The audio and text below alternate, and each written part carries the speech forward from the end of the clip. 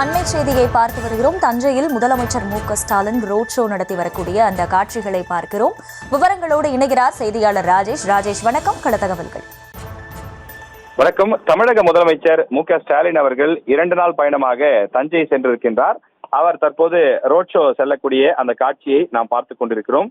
இருபுறமும் ஏராளமான பொதுமக்கள் முதலமைச்சருக்கு திரண்டு அவருக்கு வரவேற்பு கொடுக்கக்கூடிய காட்சியை பார்க்கின்றோம். பொதுமக்கள் சிலர் மனுக்களும் கொண்டு வந்திருக்கிறார்கள். அவற்றை முதலமைச்சருடன் வரக்கூடிய அதிகாரிகளும் பெற்றுக்கொள்ளக்கூடிய காட்சியை பார்க்க முடிகின்றது.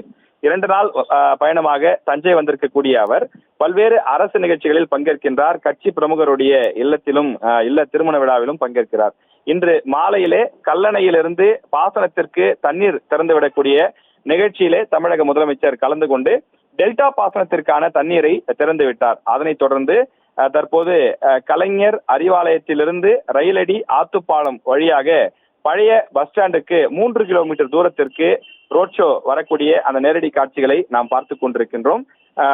தமிழக முதலமைச்சர் தற்போது பல்வேறு மாவட்டங்களுக்கு இது போன்ற ரோட் ஷோ செல்கிறார். சமீபத்தில் ஊட்டி சென்றிருந்தார். அதே போல முன்பு திருவள்ளூர் மாவட்டத்திற்கும் சென்றிருந்தார். அதே போலதான் தஞ்சை மாவட்டத்திற்கும் வந்திருக்கின்றார். நாளை காலை தஞ்சை சரபோஜி மன்னர் அரசு கல்லூரி வளாகத்தில் நடைபெறக்கூடிய நலத்திட்ட உதவிகள் வழங்கக்கூடிய நிகழ்ச்சியில் கலந்து கொண்டு தமிழக முதலமைச்சர் 1 லட்சம் பேருக்கு நலத்திட்ட உதவிகளையும் வழங்க இருக்கின்றார்.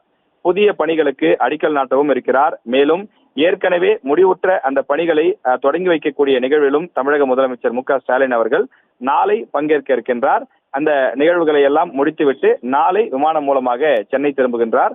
தமிழக முதலமைச்சருடைய தஞ்சை வருகையை ஒட்டி தஞ்சையில் பலத்த போலீஸ் பாதுகாப்புக்கு ஏற்பாடு செய்யப்பட்டிருக்கிறது.